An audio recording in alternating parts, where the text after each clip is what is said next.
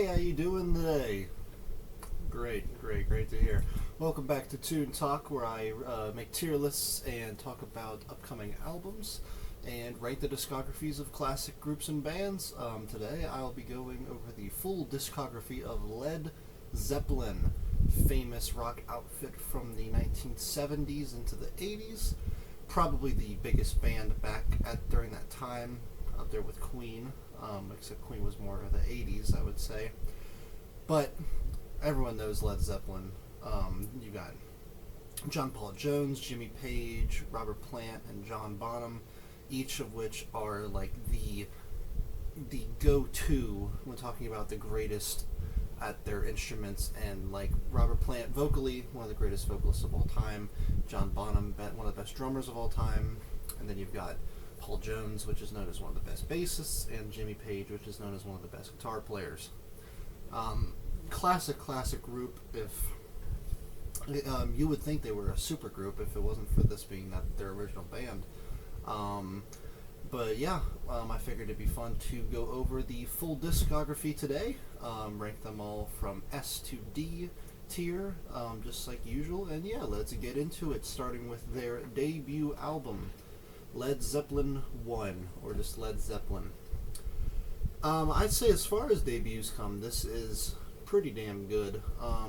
I don't think it's their best album, but tons and tons of classic songs are on here. And some of the best riffs in the Led Zeppelin discography show up on here too. You've got, Good Times, Bad Times, Communication Breakdown, and then you've just so many good songs on here. A lot of their some of their lengthier songs are on this as well. A lot of 6-minute tracks, mixed in with a bunch of 2-minute tracks. Not really any much in between, but I think that's a cool thing that there's a bunch of longer and shorter tracks mixed in with each other. This album, I think, is a little underrated in their discography. A lot of people don't praise it enough, considering it is what started it all, started the whole group. And for its time, it was pretty well known, and it became pretty famous really fast. It shot them into the starlight, for good reason, I would say. I can't really think of any bad songs on it. I don't think any of the songs on it come to be as good as what they would go on to make, but I mean, hey, you've got some iconic riffs on here. You've got, of course, Plant's amazing vocals. You've got the amazing lyricism of the band. You've got Bonham's great drumming. There's just so much to love. And yeah, that's what makes it a phenomenal record in my opinion. I would happily shove this up in the A tier. I think it is underrated by the band's standards. A lot of people don't give it the praise that like Led Zeppelin 2, 4, and Physical Graffiti have, but I think it's an outstanding record.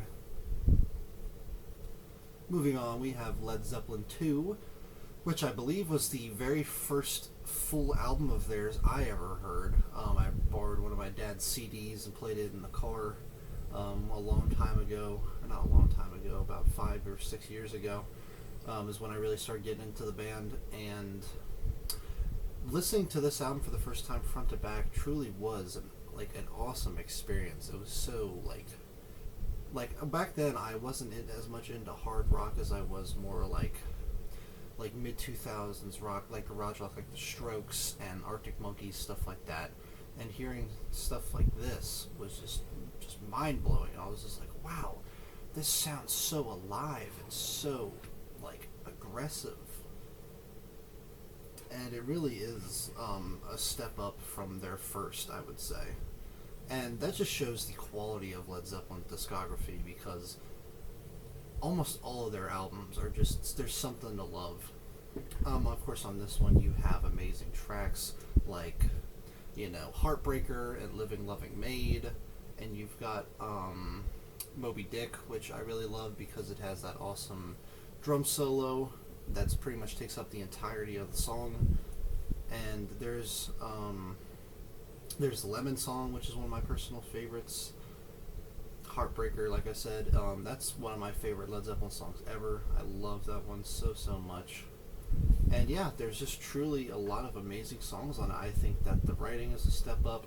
I think that the band sounds more dynamic than they did on their first record, and I think all of this comes together just to form a more cohesive listening experience, which none of the songs really flow into each other that well. It really is like a hard cut, track by track by track, but I think it's for a good reason, because this album, in my opinion, is a step up from their debut. I would happily put this in the S tier. It's not a 10 out of 10 album. There are a couple low points, but the low points aren't enough to drop it down any lower than an S tier, in my personal opinion. Next up is Led Zeppelin 3, which came out, I believe, a year later. And this, the band this time went for a more acoustic sound, I would say, than they did on their previous two. There's a lot more just guitar playing, a lot less, catchy riffs and stuff like that. But I think that makes it it helps it stand out more compared to their first two records. Now, unfortunately, I don't think this album is as high quality as the previous two, but there are still amazing high points, like Since I've Been Loving You and Immigrant Song, and there's quite a few more on there as well. But there's also some low points, like Hats Off to Roy Harper, which I don't know why they chose that to be the closer, because it sucks. It's one of the worst Led Zeppelin songs of all time. Don't know why they even needed to include it. And especially when we had an awesome closer in Bring It On Home on their second album, it's really disappointing that this album has such a meh closer. Not even meh, I would say it's a bad closer. But I do appreciate the change in sound, I do appreciate the change in pace, and I mean, it's a Led Zeppelin album. There's going to be at least a decent level of quality, even if there are points on it where it doesn't live up to what it could be. And then you have one of my personal favorite Led Zeppelin songs, Braun War Stomp, very hard to pronounce, which it's just because that's where they recorded it, that's the name of it, and it's just so damn catchy. I constantly get that drum beat stuck in my head all the time, and I love that track to death. Another one of the first songs I ever heard from the band. And in total, it is a good album. I'll go ahead and give it a B tier. Still good. I think that anything a B or above is a good album. And I definitely think that the band deserves credit for the change in pace that they took. I just don't think it has the same quality of songwriting as their first two. But still good, of course.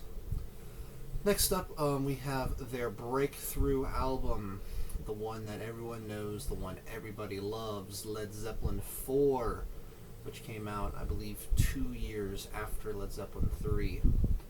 And, I mean, everyone knows this album, man.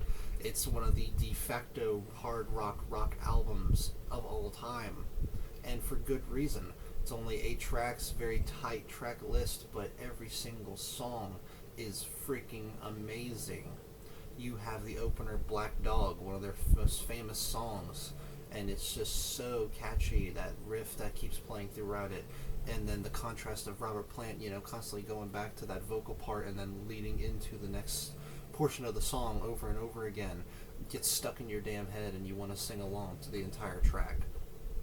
Never get tired of that. Rock and roll, I mean, that's right in the name. It's a hard rocker, nothing really bad to say about that. I think one of their most underrated songs, The Battle of Evermore, appears on this, and everyone gives credit to the songs that form around it, because you have, like I said, Black Dog and Rock and Roll before this, and you have Stairway to Heaven after this. So it kind of gets overshadowed, I think, but it is a really awesome song, and it's not like anything the band ever really made before or after. It's really cool. And it's another thing I really like about the band is most of their lyrics are about, women and having, just having a love in your life and just having someone always be there for you. But the second half of their lyrics tend to be about, fiction and history and, mythological creatures. And I really like that. There's such a weird contrast there. It's either about girls or it's about like a troll living in a damn cave or something, or it's about Lord of the Rings. I just think that's funny. There's no contrast there at all, but I think that adds to the charm. Fourth track, Stairway to Heaven. It's their most famous song. It's one of the most famous songs of all time. Don't need to say anything there. It's an absolute classic, and though I am quite sick of it, I don't think that it's for a bad reason, but I will say I do not think it is anywhere near one of their best songs. I think they have way, way better tracks. But doesn't, not to take away Stairway to Heaven's credit, because I still think it's a great song. I still think it's a highlight on the album. I just think that it is way too overplayed. But hey, still a phenomenal track. And then you have and then the second half has amazing tracks as well. Going to California is one of their most emotional songs. I love that track. You have Four Sticks, which I think is also underrated. I really love the beat on that as well. And then you have the closer, When the Levee Breaks, which has, I would probably say, the most iconic drum loop of all time. And for good reason. I think that Bonham's drumming on that track is an absolute standout. It's a pretty long song. So it's a little over 7 minutes, but it is worth the length, and I think it is by far their best closer. It's so awesome, and I listen to that track almost every damn day. It's so catchy. It's so rough and raw, and I just love the drums on that album, or on that song especially.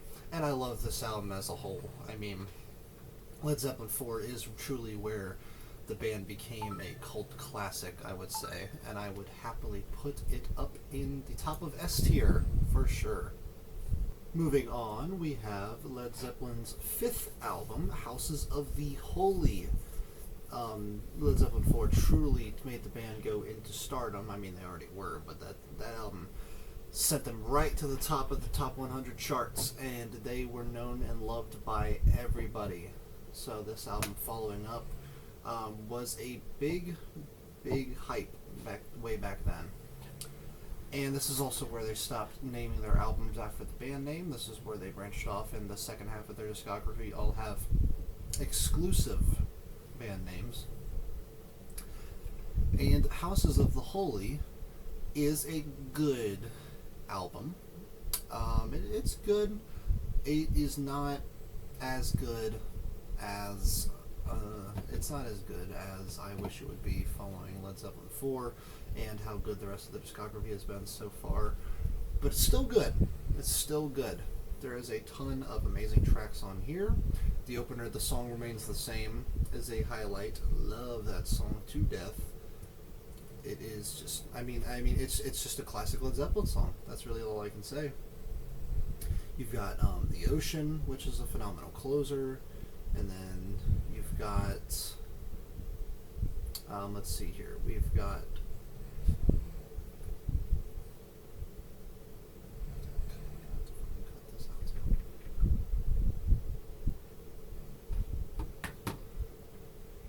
there's also the Rain Song, which is a longer track, and it is one of their more melancholic tracks, but it is really pretty. Over the Hills and Far Away, which I think is the big single off of this, is really catchy. And then you've got No Quarter, which is one of my favorite songs the band has ever made. Love that track to death. One of my favorites, for sure. But then we also have quite a few stinkers, if you would say, there in my opinion. The Crunch is one of the band's worst songs. Don't know what they were thinking with that one. Not a fan at all. They also have Dancing Days, which is one of their more generic tracks, and then Dire Maker, I think that's how you pronounce it, which is their take on reggae, and I don't think they do quite a stellar job with it, but it is okay. It's still a good song, but it's not to the quality of the rest of the album, in my opinion. So, 8 tracks total, 5 are good, 3 are either bad or just meh. So it is more good than bad, and for that reason I do still think it deserves a B tier, but I do think it's probably the weakest album so far, just because all these other ones had so many good standouts, and this one's almost half of it where it's just meh or bad, and I think that just holds it down a little bit. But still, good album. The great songs do hold it up still. Moving on to Physical Graffiti. their sixth studio album. And in my opinion, this album is a masterpiece. It is a masterpiece. It is a 10 out of 10. I think it is fantastic. I think it is their best record. It is their only double record, but it is a double record that is warranted, in my personal opinion. There are so many classic rock tunes on here, from the Rover to the iconic Kashmir to the Wanton Song, and then you've got Sick Again, and then you've got Custard Pie. You've got Houses of the Holy, which was supposed to be on Houses of the Holy, but ended up not being on there. You have In My Time of Dying, which is my favorite Led Zeppelin song of all time. It is also their longest track, which I also think it is warranted for its length. Just so many great songs on this freaking thing. And sure, none of them really mesh together, but for an album as good as this, it really doesn't matter. It really does not. I think it is basically a perfect album. The only points that I want to make are Down by the Seaside isn't to the same quality as the rest of it, as well as Black Country Woman, but like that doesn't bring it down at all. There's the cute little interlude Bras Noir, which comes right after In the Light, which is another one of my favorite songs of Led Zeppelin's catalog. Both of those tracks are amazing. In the Light has one of my favorite openings to any song ever. You have 10 Years Gone, which is probably their saddest song, I would say. But for a good reason. I think it's just amazing. And of course, all these tracks together make this album a 10 out of 10 in my personal opinion. I could gush about this album for hours. I love every single track on it. First time I heard it, way back when, my mind was blown. I was like, damn, I didn't know it could get any better than these. And then this came in and blew them out of the water. It is an S tier. It is a 10 out of 10 in my personal opinion. I love it. And it truly is the standout in their discography, if I do say so myself. And already you can just see the quality of the band when this is the tier list. And then moving on, we have Presence, which is their weakest album, in my opinion at least. I think that the instrumentation on this is a little weaker. I think Plant's vocals aren't as strong as they typically are, which is for a reason, because sadly Robert Plant was in a car accident and had to sit in a wheelchair for pretty much the entire duration of this album's recording, which is devastating, I bet. I know that that's probably a very hard thing to have to go through, but I'm glad that he stuck through it in the end and still went to work on the album, because I definitely think it panned out in the end. And I do think that it is still a good album.